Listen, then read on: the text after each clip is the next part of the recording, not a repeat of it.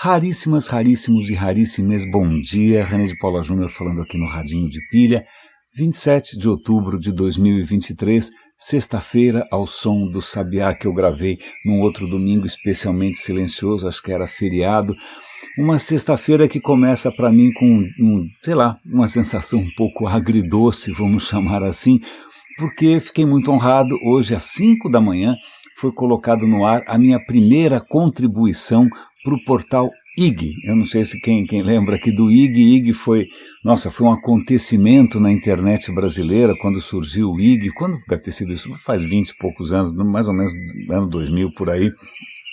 Deve ter sido isso. Tinha o Nizanguanais, tinha um prédio maravilhoso ali do IG na Rua Amauri, aqui no Itaim.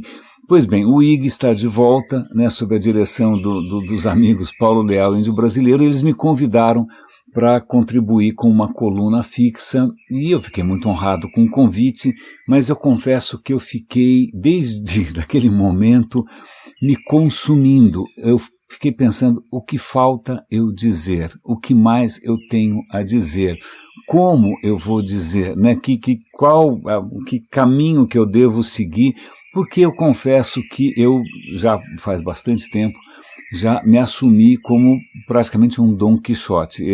Vocês sabem que tudo que eu produzo é orgânico, nada do que eu produzo tem nenhuma agenda comercial, não é monetizado, tudo feito de uma maneira muito espontânea, muito não editada, é absoluta contramão de todos os manuais de seja lá o que for, marketing digital ou influência. Não, realmente aqui é um espaço roots. E eu sei que isso, obviamente, não traz nenhuma métrica espantosa, nenhum resultado magnífico, porque simplesmente a gente está batendo fora do bumbo. Então, ao longo das últimas semanas, eu fiquei pensando, cara, como é que eu vou, nem sei por onde começar, será que eu vou conseguir reproduzir, o relativo sucesso que a newsletter que eu criei no LinkedIn está tendo? Eu acho que eu talvez tenha acertado ali a mão um pouquinho, será que sim, será que não? Mas, pois bem, aí diante dessas hesitações todas, eu resolvi começar pela bunda. Sim, o primeiro artigo no IG se chama Comecemos pela Bunda. Caso você tenha curiosidade de saber e que rumo toma uma coluna que começa pelos glúteos, eu vou dar o link, como sempre dou o link, que é tudo que eu menciono. Mas é engraçado porque eu saí, obviamente, divulgando esse novo canal, a torto e a direito, e um dos amigos mais queridos falou, olha, parabéns, bacana, elogiou. E eu falei, olha, obrigado, mas você não sabe o quanto é difícil para mim dar um primeiro passo desses, dar um segundo, dar um terceiro, e aliás, todo santo dia eu me pergunto por que eu continuo produzindo conteúdo de uma maneira tão quixotesca, essa foi a palavra que eu usei, não é? Mas felizmente essa minha compulsão, ela vence qualquer raciocínio, qualquer pensamento um pouco mais racional ou estratégico. Eu continuo aqui ao pé, como se diz em espanhol, ao pé do canhão, continuo aqui a postos. Estamos aqui em mais uma sexta-feira para fazer aí, de repente, para saborear, para degustar, para aprofundar algumas das ideias e informações e conexões que a gente fez durante a semana. Mas eu não consigo parar de pensar numa coisa que ontem me emocionou. Eu venho há dias conversando com vocês sobre uma conversa muito longa que eu estava ali ouvindo em doses homeopáticas, não é? Que era a conversa do físico Lawrence Krauss com o biólogo, neurocientista, etc. e tal, Robert Sapolsky. Uma conversa de 3 horas e uma conversa com um grau de transparência, de humanidade, de humildade, de ausência de salto alto, inclusive com muita exposição das próprias fragilidades. Cara, você estava acompanhando ali uma conversa realmente única. Então, às 3 horas, primeiro que eu vi isso numa sentada só, já ia ser difícil, mas eu fui ouvindo aos poucos para dar tempo de ir assimilando algumas coisas que estavam pipocando ali. E o final da conversa, depois de 2 horas e 56 minutos, vou dar o link aqui para vocês, para ver no YouTube, o Lawrence Krauss comenta o final do livro. E no final do livro, vale lembrar, caso você não tenha ouvido os episódios anteriores do Radinho, que é perfeitamente possível, o Sapolsky escreveu um livro sobre o livre-arbítrio. O livre-arbítrio, aquela fantástica capacidade humana de escolher entre o bem e o mal, aquilo que faz com que a gente seja expulso do paraíso, vá para arder no inferno, seja lá o que for, não é? Porque você tem que salvar a sua alma. Eu nunca entendi muito bem essa história de salvar nada, mas, pois bem, o livre-arbítrio, segundo Robert Sapolsky, essa parte fundamental da nossa identidade, mesmo da cultura ocidental, segundo ele, é uma ilusão. Uma ilusão útil, uma ilusão talvez que você não consiga escapar, né? A gente sempre vai se julgar como o capitão das nossas próprias atitudes e ações, mas ele tenta demonstrar que não é bem assim, não é bem assim, né? Então a gente já comentou bastante a respeito, e aí eles estavam conversando muito sobre os desdobramentos disso, as consequências, mas acho que uma das coisas que me pegou logo ali no final, e que realmente me trouxe lágrimas aos olhos, foi quando o Lawrence Krauss lê ali uma sentença, uma frase do Roberts, que é mais ou menos assim, né? Que no futuro, está sendo otimista, já está imaginando que vai ter futuro, menos mal, né? Podia ser um pouco mais sei lá, mas no futuro, estudiosos, acadêmicos, né, vão olhar para o passado e vão dar risada, eles vão se admirar com quanta bobagem a gente acreditava, quanta coisa que a gente não sabia, né? Mais ou menos como a gente olha para trás agora, né, e acha, puxa, que loucura, né? Tem gente que foi queimada na fogueira porque era bruxa, mas na verdade, né, a culpa não era daquela coitada daquela mulher porque de repente a colheita se perdeu, era simplesmente uma questão meteorológica.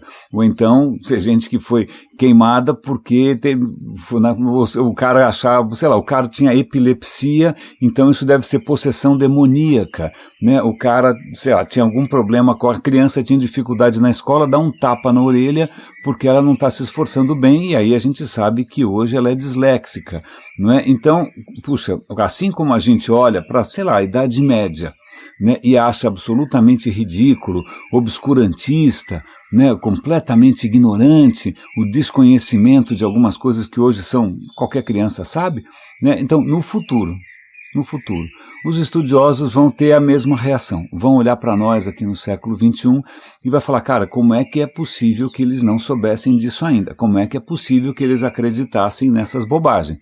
Mas o que me pegou é que é o seguinte, esses mesmos estudiosos, aí sim, eles vão ficar absolutamente inconformados com o quanto nós fomos desalmados.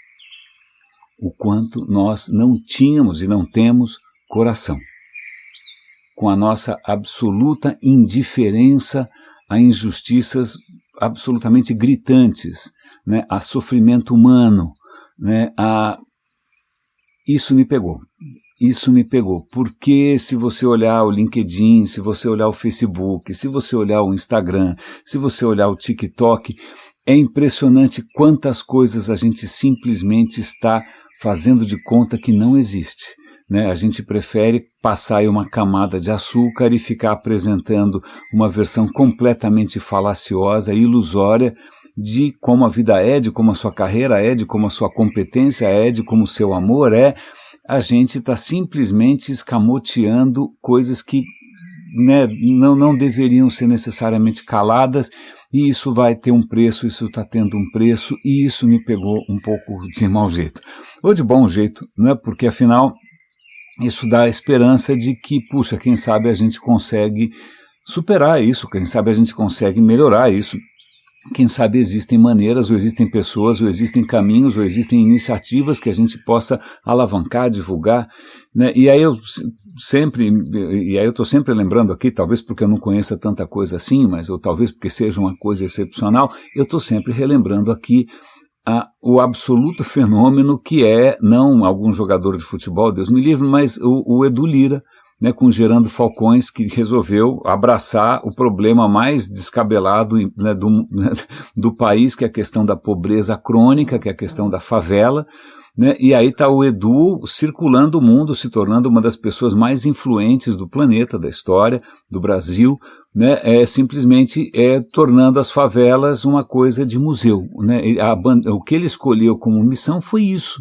Né, ele não escolheu criar uma fintech para ser comprada pelo Itaú, né, ele não escolheu algum algoritmo para ser usado pelo Google, né, ele escolheu, né, ele veio justamente de uma condição muito desfavorável, uma condição da qual é muito difícil você escapar, né, e ele conseguiu transcender isso tudo e está deixando um legado que muito me empolga. Né, eu quando olho para mim, eu falo, cara, eu sou absolutamente impotente, né, a diferença que eu consigo fazer é ínfima, perto do impacto do que o Edu e o Gerando Falcões está tendo. Eu não tenho nenhuma selfie com nenhum prêmio Nobel, né, que está me dando um tapinha nas costas, me admirando, porque realmente eu estou enfrentando um problema que as pessoas simplesmente decidem ignorar olimpicamente todo santo dia.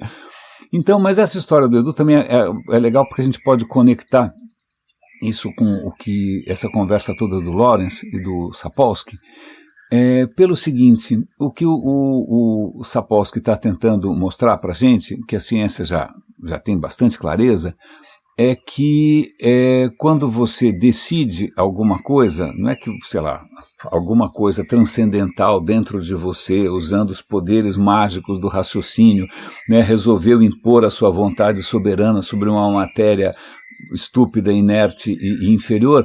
Não, isso tudo é um processo que você consegue identificar no cérebro. Antes de você achar que você tomou a decisão, você já começa a ver no cérebro o que está acontecendo, né, quais são os neurônios que tomam parte disso, quais são os hormônios que influenciaram isso, o que no dia anterior influenciou os seus hormônios, o que na gestação da sua mãe, o que na cultura do seu povo, o que na geografia do seu país, o que na evolução da espécie. Você começa a ver que a decisão que você tomou de, sei lá, pegar mais um café ou não pegar mais um café, né, ela tem uma história e ela não é uma intervenção de alguma outra esfera nesse mundo abaixo da Lua. Não, ela é absolutamente causal, né, e bastante determinística, não tem nenhuma mágica nessa história toda e várias coisas influenciam. Né, se você tomou uma boa decisão, né, como, por exemplo, sei lá, a gente acaba premiando, olha, parabéns, você foi o primeiro da classe, parabéns, você tirou a nota mais alta, parabéns, né, você ganhou o seu bônus. Até que ponto as pessoas que estão aí ganhando bônus, ganhando mais, sendo premiadas, o mérito é delas.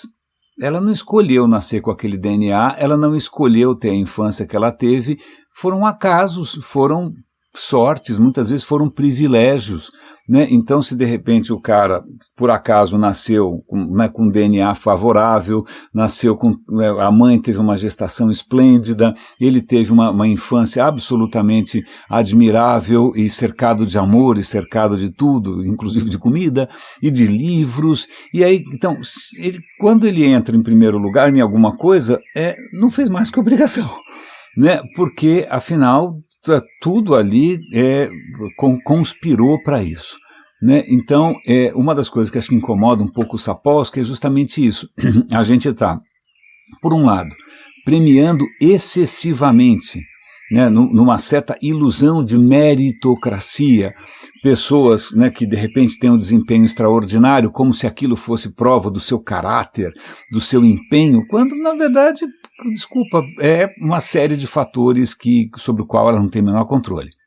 E, ao mesmo tempo, estamos condenando, literalmente condenando, não só de maneira metafórica, né, condenando pessoas que tiveram um histórico completamente diferente, que puxaram aí o palitinho curto, que de repente a mãe não teve uma gestação ideal, que de repente alguma mutação genética, que de repente na infância, uma série de condições que simplesmente acabam gerando uma capacidade limitada de tomar boas decisões. A gente está condenando esses caras à cadeira elétrica, ou seja, o que for, né, como se ele tivesse deliberadamente escolhido, né, esse caminho pelo qual ele não é necessariamente responsável.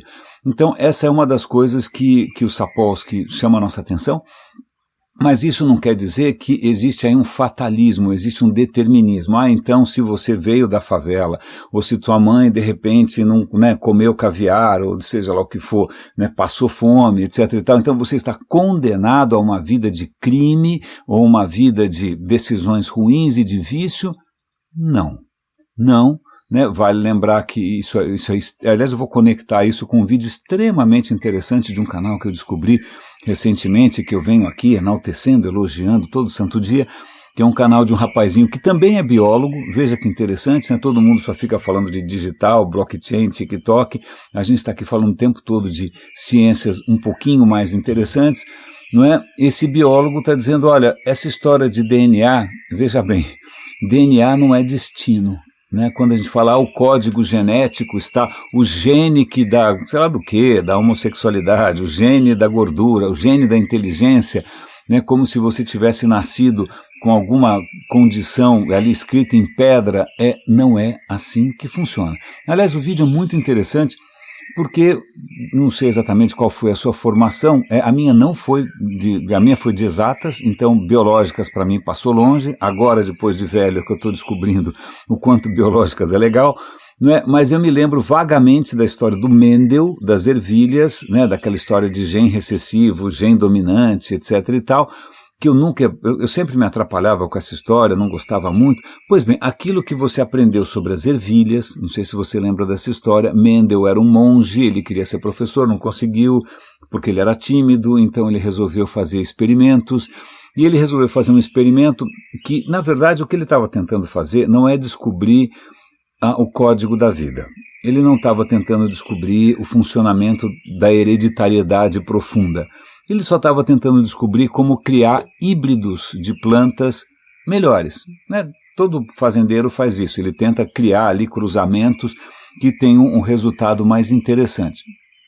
Pois bem, ele foi fazendo isso com ervilhas, e aí ele descobriu que se você pegasse ervilha verde, cruzasse com ervilha amarela, uma parte ficava verde, outra parte ficava amarela, então, bom, em suma, aí ele chegou àquela profunda conclusão que as características são determinadas por que a gente chama hoje de gene, e aí algumas características são dominantes, outras são recessivas, então olho marrom, como o meu, olho castanho, é uma característica dominante, então o olho azul é uma característica recessiva, então se eu casasse com alguém de olho azul e tivéssemos filhos, então provavelmente eu nascer, sei lá, 3 castanhos, 1 azul, aí aquela zona toda. Né? E aí você aprendeu isso e fez isso no vestibular e passou e entrou no seu curso. Então, não. Basicamente não. Basicamente não. Porque os experimentos do Mendel não são tão representativos de como as coisas funcionam. Em primeiro lugar, quando a gente fala de características visíveis, a cor do olho, a cor do cabelo, seja lá o que for, alguma doença, né, a sua altura, tanto faz, elas não são determinadas por um gene. Não. Normalmente elas são multifatoradas. Tem um monte de gene envolvido no que você poderia chamar de sei lá o que, inteligência, gordura, tanto. Nunca é um gene, muito raramente é um gene só. Mesmo tem algumas coisas, acho que tem algumas doenças que é um gene só, mas cara, no geral é uma batelada de genes. Essa é a primeira questão.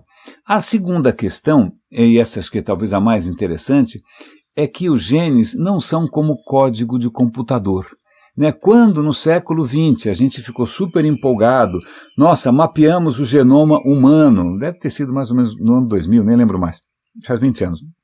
E a gente conseguiu mapear o código genético, acho que era o governo do Bill Clinton, todo mundo entusiasmadíssimo, porque agora que a gente desvendou o código genético vai ser o fim de todas as doenças. Aí tinha uma previsão que 20 anos depois, em 2020, você ia andar com um cartãozinho que teria todo o seu código genético, aí quando você vai parar no médico, no hospital, no pronto-socorro, onde for, na clínica de problemas de ereção, você passa o seu cartãozinho, né, e esse é o código genético do René. Estou vendo aqui quais são os genes defeituosos, portanto, eu vou fazer aqui um medicamento, um tratamento personalizado que vai resolver os seus problemas. Era essa a expectativa, nós já estamos em 2023, isso não aconteceu. Não por falta de tecnologia, não por falta de ciência, mas porque a visão estava equivocada. né? Hoje, inclusive, se o primeiro genoma custou, sei lá, centenas de milhões de dólares para ser mapeado, e mesmo assim foi mapeado muito superficialmente, hoje é absoluta rotina, a gente está mapeando o código genético do Covid à torto e à direito, é bastante acessível, qualquer pessoa pode pedir, com um pouco de dinheiro, pode encomendar, né, o mapeamento do seu DNA. Então, a gente entende o DNA muito melhor, mas o que a gente entende, sobretudo, é que aquilo não é um programa de computador. O que os seus genes fazem, eles não vão determinar exatamente quem você é. Ele vai determinar possibilidades mais altas e possibilidades mais baixas. É como se, ao invés de os seus genes desenharem um caminho, tipo, como é que eu saio daqui e vou parar em, sei lá, fala qualquer lugar aí, Muzambinho, a cidade do meu querido amigo Alan Pires, né? Então, ao invés de desenhar um caminho, ele desenha uma paisagem. O que os seus genes mostram é uma paisagem, né? Porque o corpo, ele não nasce pronto, ele tem um processo de desenvolvimento. Então, os genes, eles criam toda uma paisagem, um relevo, com vales, picos, abismos, né? Para você, à medida que você vai se desenvolvendo e coisas vão acontecendo, de repente chega ali numa certa, os seus genes apontam uma bifurcação num certo momento do seu desenvolvimento, para que lado que você vai? Bom, depende se naquele momento você estava estressado, você não estava estressado, você comeu, você bebeu tal coisa, não bebeu tal coisa, se drogou, seja o que for, ou mesmo o acaso, e aí de repente, mesmo com seus genes tendo desenhado toda essa, vamos chamar de topografia, né, o caminho que você vai seguir no seu desenvolvimento depende de muitas outras coisas, depende de outros genes, depende de acontecimentos, depende do meio ambiente. Então veja, você não é o seu código genético, você é um mapa de possibilidades. Algumas coisas são mais possíveis, outras coisas são menos possíveis. Mesmo em genes que parecem tão, sei lá, preto no branco quanto a questão do gene X e gene Y, não? O gene Y é o que faz com que, a gente sempre acreditou, né, que o gene Y é aquilo que cria os machos e não as fêmeas. Isso também não é uma coisa assim tão binária, né? Como é só olhar em volta e a gente percebe que binário não é uma palavra que se aplica muito bem à questão da sexualidade. Então, vamos lá. Os genes não são uma sentença, eles não são uma programação da qual você não consegue escapar. Eles são um mapa de possibilidades. E isso é interessante porque eu comentei com vocês também, isso é bem legal, que uma das características da nossa espécie é que a gente tem um cérebro um pouquinho relativamente grande, não é? Mas uma área do cérebro especialmente avantajada, que é o córtex pré-frontal, que a gente ao longo da evolução acabou usando para decisões um pouco mais complexas, né? Para raciocinar um pouquinho melhor, tal. E eu comentei com vocês ontem mesmo que mesmo o córtex pré-frontal, que deveria ser a sede das boas decisões, ele também, a gente entende como é que ele funciona um pouco melhor. Então tem uma parte do córtex pré-frontal ali que recebe todas o que a gente poderia chamar de emoções, como você está se sentindo, como você não está, o que o seu microbioma, o que o seu intestino está anunciando, o estado do seu corpo, tudo aquilo que em princípio a gente não chamaria de racional, está entrando ali também para influenciar suas decisões. E aí eu faço um parêntese aqui, eu estou sempre falando de um filósofo maravilhoso chamado David Hume, que ele lá atrás, lá antes mesmo de Descartes, ele já falava o seguinte: olha, meu amigo, razão, não existe razão, a razão é escrava das paixões, a razão é escrava da emoção. Você nunca consegue pensar sem estar sentindo algum tipo de emoção. Qualquer conclusão racional que você chegue, ela sempre é influenciada pela decisão. Veja, o Hume tinha ouvido isso lá atrás, ninguém prestou muita atenção. Ok, mas vamos voltar. Então, lá onde as suas boas decisões se formam, né, é o que acontece, estão entrando ali as suas emoções, e tem também um outro departamento que é muito recente na evolução, muito novo, que é alguma coisa dorsal. Eu não vou lembrar o nome, é uma sigla complicada, eu realmente não fiz biologia, então, mas em suma, mas tem uma área ali que é quem dá a palavra final, né? Quem vai ouvir essa confusão, quem vai ponderar todos esses impulsos. Vale lembrar, né? O nosso cérebro, na verdade, funciona na base de um monte de choquinhos. É um monte de impulso elétrico para lá e para cá. Essa área do seu córtex pré-frontal, ela vai tomar decisões. Agora, que qualidade de decisões? Ela vai tomar uma decisão que a gente poderia chamar de louvável, né? Eu sei que é um julgamento moral, mas ou vai tomar uma decisão completamente estapafúrdia, né? Vai querer roubar o Rolex, vai querer vender o Rolex nos Estados Unidos, vai querer comprar um triplex no Guarujá, não sei, né?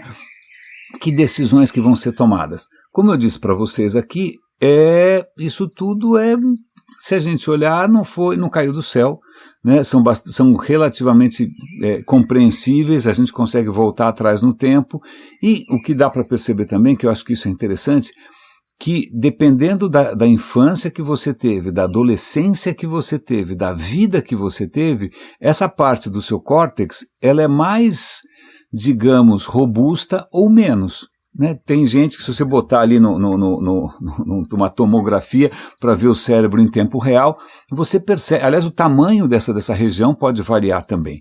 Então, tem gente que, por N razões, muitas delas completamente aleatórias, muitas delas absolutamente involuntárias, tem uma capacidade limitada de tomar decisões. Mas a graça de novo, não estamos falando aqui em determinismo e em fatalismo.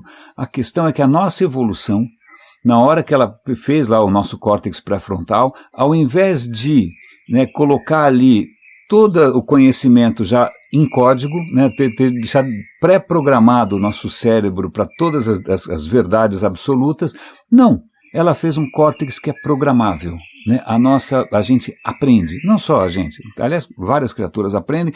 Aliás, nesse vídeo eu aprendi, por exemplo, que uma das maneiras de você estudar como funciona o processo de aprendizado é você estudar umas criaturas marinhas, que são umas lesmas, tanto que chama Sea Slug, uma lesma marinha, que é muito fácil de você entender como é que ela aprende, porque é muito pequenininho o cérebro dela. Mas o que é interessante é que as proteínas que envolvem o aprendizado dessa lesma marinha são as mesmas que funcionam no seu cérebro, porque nós não somos feitos à imagem de nenhum barbudo misantropo, nós somos fruto da evolução, e a evolução reaproveita o que ela tem. Então, quando a gente entende como uma lesma aprende, a gente entende como uma pessoa aprende. Pois bem, então o nosso córtex, ele é mais flexível, ele é mais programável, ele é plástico. Então, mesmo que você tenha, por alguma razão qualquer, ou por uma série de razões, você não tenha nascido, ou não esteja naquele momento com o equipamento mais adequado, você pode sim se inspirar, você pode aprender, você pode mudar completamente tudo que você estava imaginando, tudo que você conhecia, a partir de uma palestra, a partir de um podcast que você ouviu, a partir de alguém que você conhece. Isso pode reprogramar. Então não é que está escrito em pedra. Então veja, mesmo em condições não favoráveis, como são as condições do Edu Lyra, alguma coisa fez com que toda a maneira dele ver o mundo, dele mapear o seu ambiente à sua volta, dele reconsiderar quais são as possibilidades, dele perceber que nem tudo é impossível, e de ele escolher caminhos absolutamente surpreendentes, certamente a quem a gente agradece. Ele agradece muitas vezes a própria mãe. Ele é muito grato à própria influência da mãe. Ele volta, muitas vezes ele cita a mãe com lágrimas nos olhos, dizendo, meu filho, ela dizendo, meu filho, não importa de onde você veio, o que importa é para onde você vai.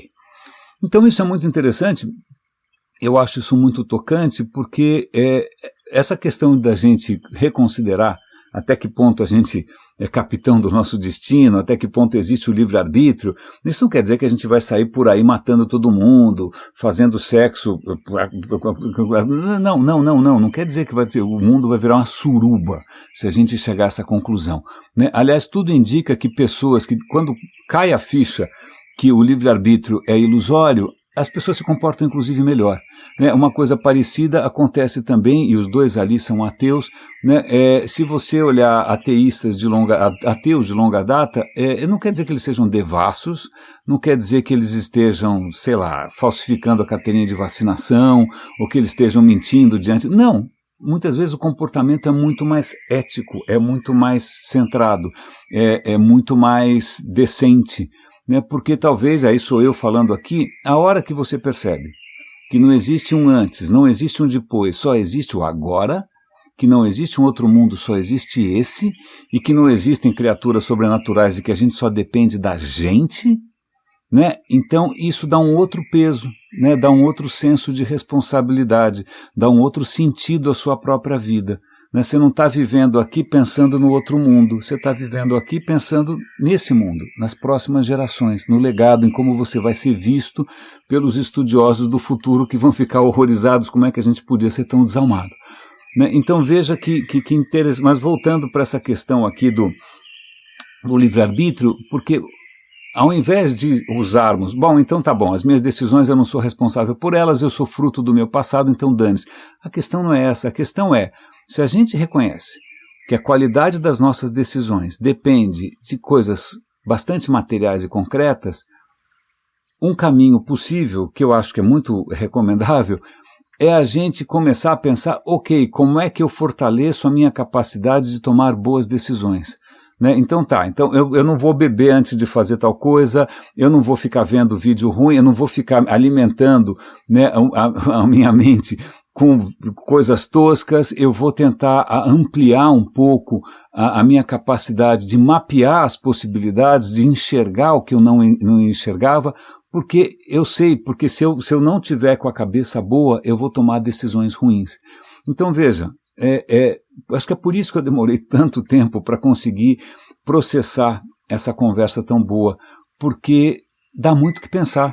Dá muito o que pensar em termos existenciais, né? Em termos de postura, em termos do que fazer, em termos de entender as outras pessoas, né? De não achar que de repente a pessoa está fazendo aquilo por uma questão deliberada, ou porque ela de repente merece ou não merece aquilo, seja uma punição ou um prêmio, mas me dá o que pensar. Mas ok, digerindo um pouco disso, vamos avançar aqui em alguns outros assuntos.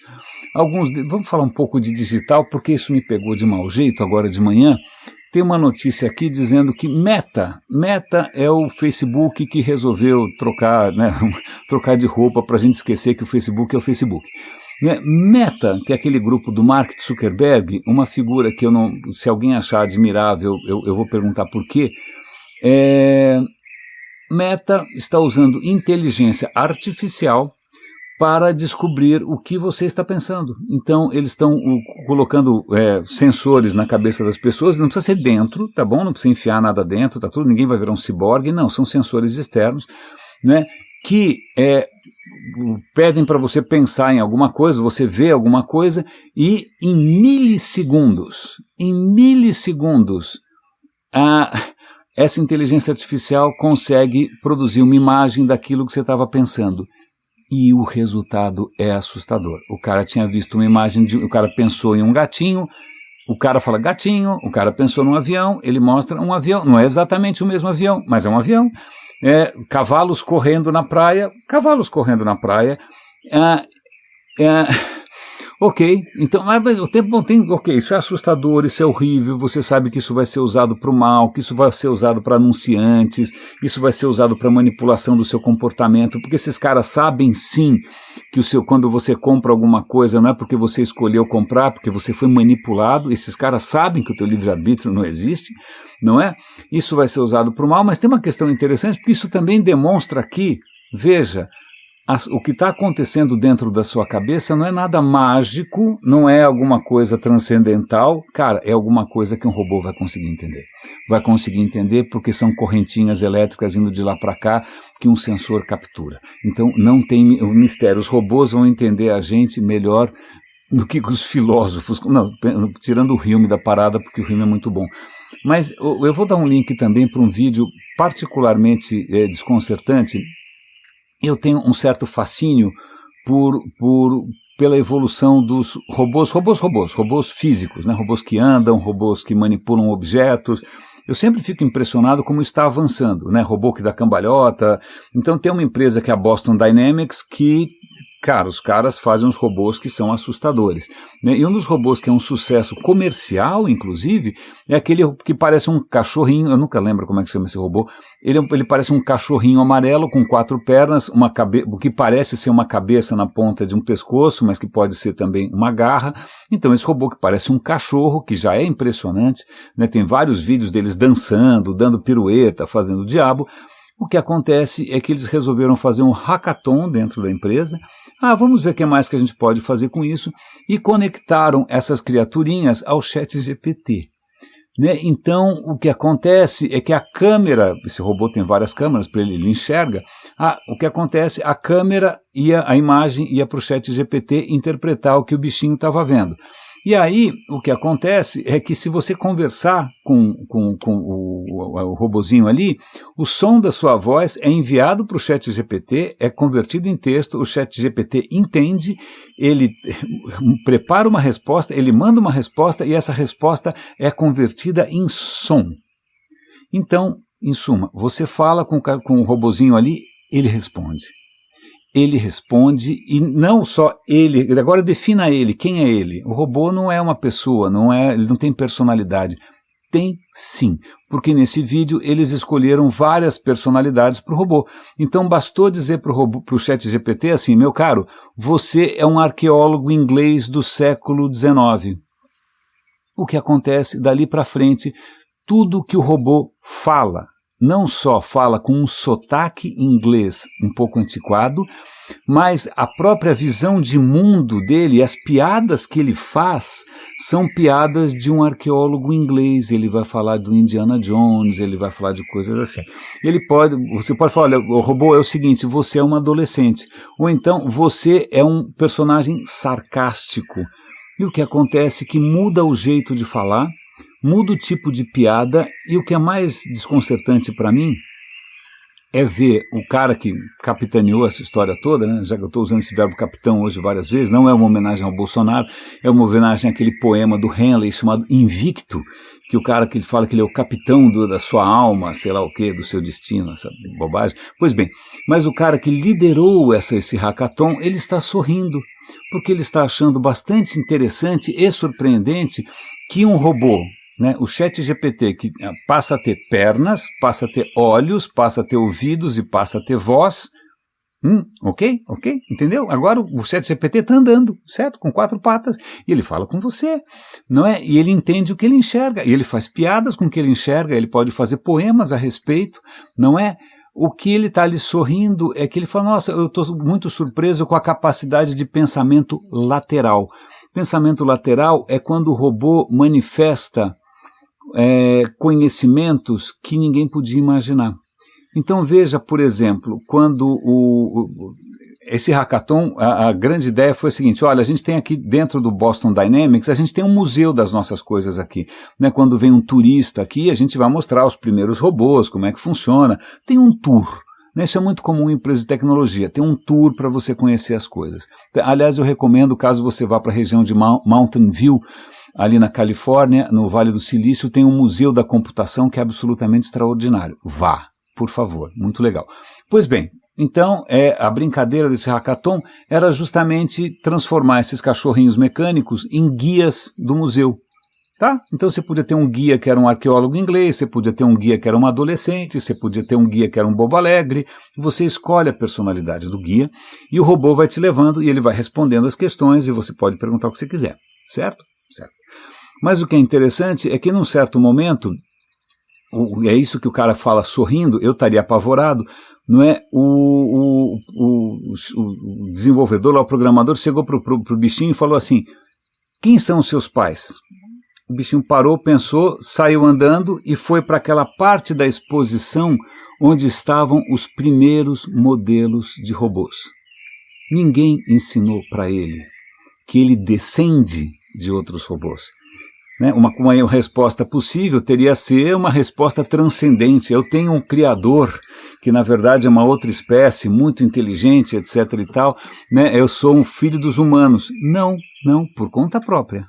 Ele foi até o começo da exposição, onde estão os primeiros modelos, meio toscos, né, dos primeiros robôs da DARPA, da Boston Dynamics, e falou, esses são os meus pais.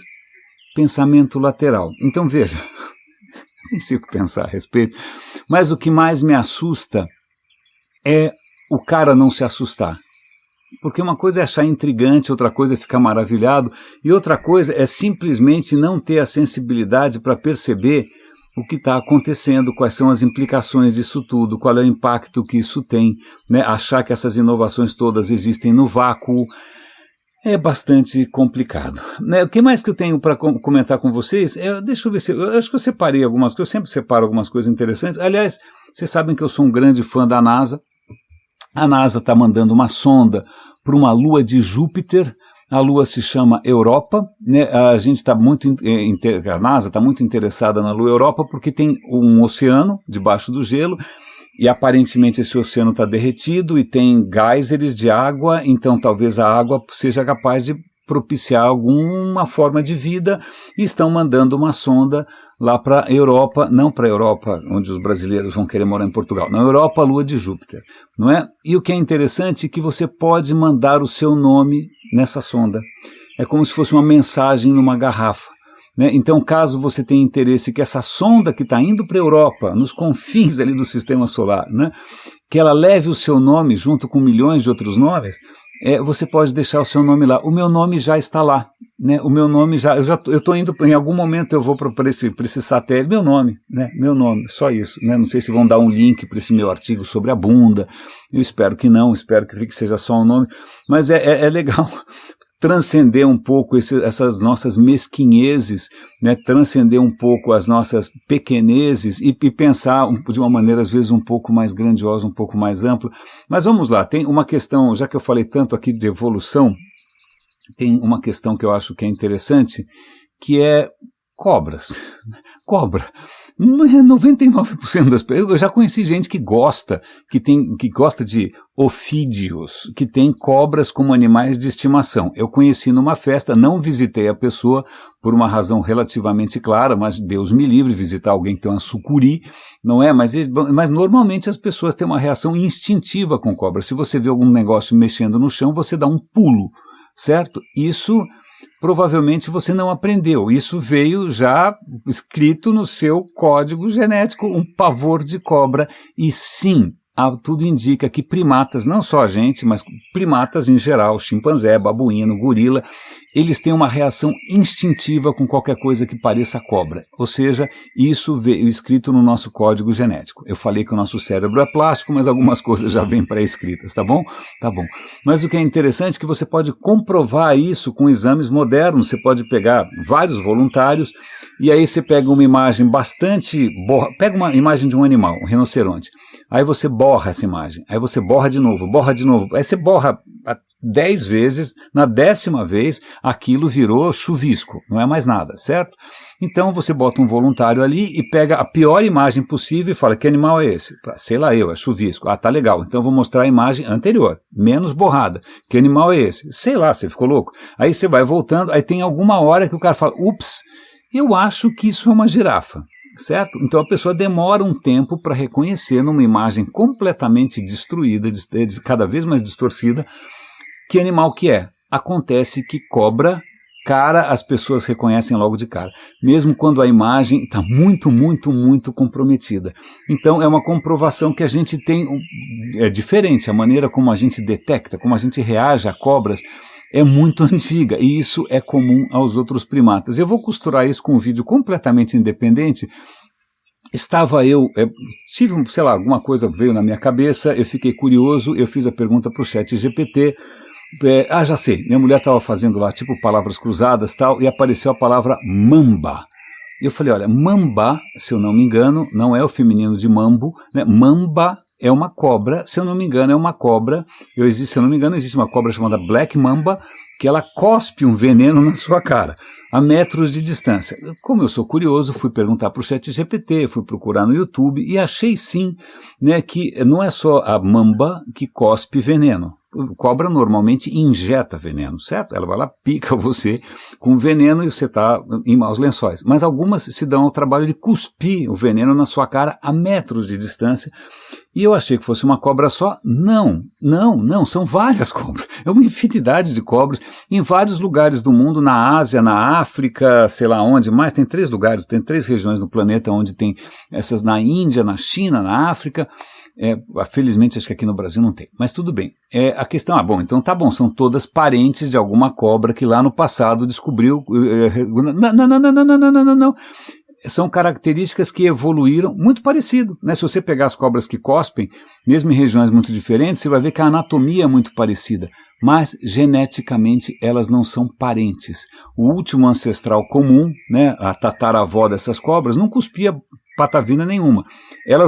A evolução, muitas vezes a evolução é como para problemas semelhantes, ela cria soluções semelhantes. Então, mesmo cada uma tomando o seu caminho, mesmo cada uma enveredando por paisagens genéticas completamente diferentes, em algum momento essas espécies de cobra evoluíram em momentos diferentes, às vezes com uma diferença de milhões de anos, a capacidade de cuspir veneno. Agora a questão é, por que alguma cobra cospe veneno? Que ideia de jirico. Eles até perceberam o seguinte, que o veneno de uma cobra que cospe é diferente de um veneno que uma cobra que injeta. O veneno de uma cobra que injeta, que pica você, ele é cheio de neurotoxinas, para simplesmente aniquilar o teu sistema nervoso, ele é cheio de hemotoxinas, para justamente destruir as suas células sanguíneas, ou seja, é fatal, ele quer matar você, mas as cobras que cospem, o veneno tem citotoxinas, que não são neurotoxinas, não são hemotoxinas, são toxinas para destruir as células. Para quê? Para provocar dor. Então, veja, elas evoluíram não para necessariamente matar você com uma cuspida, mas para provocar dor. E por que uma cobra ia querer provocar dor? Para afastar algum tipo de predador. Então tá bom, de repente é isso, sei lá, a cobra tá lá andando na savana e vem um bando de, sei lá, do que, elefante, bisonte, um rebanho, né? Ela tá com medo de ser pisoteada, ela sabe que ela não vai matar o leão, ou seja lá o que for mesmo, o que ela faz? Ela cospe e quem sabe sai todo mundo correndo. É uma belíssima hipótese, exceto pelo fato de que não tinha nenhum animal desse tipo por perto que justificasse essa inovação. A teoria é que, quando a gente vai ver ali pelo DNA, pelo código genético, pelos fósseis, etc., etc., que tem uma coincidência. Essas cobras que cospem, elas evoluíram próximas ao quê? Primatas. De novo, primatas. Então, elas cospem e elas miram o olho. Eu vou dar um vídeo para vocês. O cara está testando a cobra, ele se protege todo, claro, e aí ele pega um pedaço de plástico com uma bolinha preta desenhada com 2 olhinhos. A cobra mira direto no olho. Ela mira direto no olho para cegar. E tudo indica que ela fez isso porque nós, primatas, representávamos um risco. Né? E veja, nós primatas também temos no nosso código genético o medo instintivo, né, de cobras, né, então não é porque você é um maricas, não é porque você não é necessariamente viril, não é porque você deveria passar por cima. Não, veja, algumas coisas estão escritas em código genético, tanto da cobra quanto dos primatas em geral, incluindo nós. Mas volta, o que é interessante dessa história toda, e acho que é bom para a gente já começar a encerrar, eu sei que esse foi um episódio de sexta um pouco diferente, hoje a gente entende bastante bem como a vida funciona e ela é muito mais complexa, ela é muito mais intrincada, ela é muito mais surpreendente do que a gente imagina, né? O DNA não é código, não é um código de programação, como esses que a gente faz para as coisas funcionarem, né? Ele é um caminho de possibilidades. Essas possibilidades, elas se efetuam ao longo do tempo, então tudo acontece num processo, esse processo inclui coisas que acontecem por acaso, coisas externas, então são possibilidades e nós humanos nascemos, com uma grande inovação, que é essa capacidade de, por mais que a gente tenha, né, que o nosso livre-arbítrio não exista, por mais que a gente seja, né, uma criatura essencialmente biológica, por mais que não exista nada além da biologia, né, nós temos essa capacidade de condicionar as decisões que a gente toma, né, de abrir novos horizontes, de enxergar de outras maneiras, né, de criar uma ciência que manda uma sonda espacial para descobrir como é que são os oceanos da Europa, para ver se de repente ali em Europa a vida surgiu de uma outra maneira diferente. A gente consegue tudo isso porque a nossa, em princípio, né, o nosso córtex pré-frontal, ele é plástico, né, ele pode tomar rumos que a gente pode favorecer ou a gente pode desfavorecer. E eu queria encerrar, não queria deixar de falar aqui disso que está dominando, né, os noticiários e tirando o sono de todo mundo, que essa coisa medonha que foi iniciada pelo Hamas, uma coisa pavorosa. Eu vou dar o link aqui para uma fala do Yuval Harari, que é muito interessante, que é a seguinte: o problema é muito difícil você negociar com alguém que acredita que a verdade desse mundo não está nesse mundo, que ele acha que a verdade desse mundo está num outro mundo. Né, que a verdade desse mundo ele vai ser um mártir e vai para o paraíso e vai ter não sei quantas virgens, ou ele vai para o seio de Deus, ou ele vai para, como os vikings acreditavam que os guerreiros vão ser levados pelas valquírias para fazer não sei o que depois. Não é quando a pessoa, o critério da pessoa é um outro mundo que não existe, e quando essa pessoa acredita num código estrito, né, em algo que foi um pequeno parênteses que eu não sabia dessa história, se você perguntar para alguém que realmente acredita no islamismo, se você perguntar quem escreveu o Alcorão, o Corão aparece, é o que eu aprendi aqui num outro podcast que eu vou comentar semana que vem. Para um muçulmano, o Corão não foi escrito por alguém, ele simplesmente existe desde sempre e ele foi comunicado pelo arcanjo Gabriel, o anjo Gabriel, né? Arcanjo Gabriel a um profeta. Então ele existe, né? Ele existe, ele é eterno, ele é absoluto. Então veja, códigos absolutos que pretendem coordenar uma justiça absoluta aqui na Terra, porque só existe um modo único de verdade de existência, é muito difícil você chegar a qualquer tipo de acordo, porque quem acredita numa justiça absoluta baseada em outro mundo, né, quem despreza esse mundo, quem acha que esse mundo é só, seja lá o que for, uma antecâmara de alguma coisa, não tem paz possível, né, porque a paz envolve compromisso, a paz envolve reconhecer a diversidade de opiniões, a paz envolve ceder, a paz envolve reconhecer que cada um tem posturas e posicionamentos, e para todos florescermos, né, a diversidade e a convivência são, sim, valores absolutos, vamos chamar assim. Então fica aqui esse pensamento, né? De novo, acho que isso para mim se conecta com essa ideia de que do custo que acaba tendo para o próprio futuro de todos nós, quando nós achamos que a verdade desse mundo não está neste mundo. Né, quando eu acho que, não sei, estou pensando aqui, fica aí só como mais um caminho de possibilidades para você. A hora que você olha em volta e fala, é isso o que temos, nós dependemos de nós. O passado foi a gente que fez, o futuro somos nós quem fazemos, né, e aqui é isso, né, temos que contar e nós funcionamos dessa maneira, não da maneira como a gente gostaria, mas da maneira que a gente efetivamente funciona, e existem maneiras melhores da gente funcionar em sociedade. Eu acho que isso é bonito, eu acho que isso me inspira, isso me torna uma pessoa melhor. Fica a dica. Raríssimas, raríssimos e raríssimas, cuidem-se por favor, um grande abraço, fiquem com o Sabiá, e até segunda-feira.